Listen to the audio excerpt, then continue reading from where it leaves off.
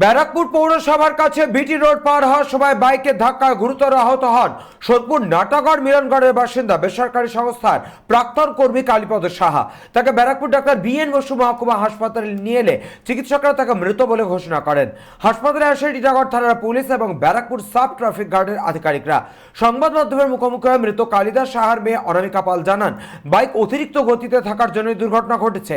Bike সমেত bike চালককে আটক করেছে টিটাগড় থানার পুলিশ। আমার মা 27 দিন ধরে মারা গেছে।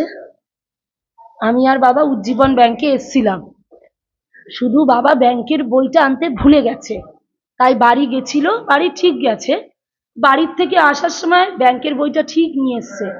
উজ্জীবন ব্যাংকের সামনে মানে রাস্তাটা ক্রস করবে, তখন ওই বাইকওয়ালা ছেলে দুটো মুখে রং মাখানো, আমার মনে হয় চুর হওয়া, দূরে ছিল।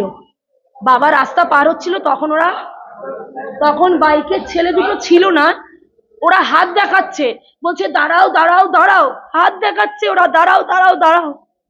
ওরা তখন বাবা যখন রাস্তা ক্রস করছিল ওরা ছিল না, ওরা দূরে ছিল। বাবা বলছে দাঁড়াও দাঁড়াও দাঁড়াও, ওরা শোনেনি, ওরা আমার বাবাকে সপাটে বাইকে। ভাই তুই ওদের ছাড়বি না ভাই, আমার বাবাকে মেরে মেরে। টিটাগড় থানায় আমি দড়িয়ে দিয়েছি টিটাগড়। এ ভাই, হ্যাঁ ধরা পড়েছে স্যার, দুজন ছিল, একজন পালিয়ে গেছে, একজন ধরা পড়েছে।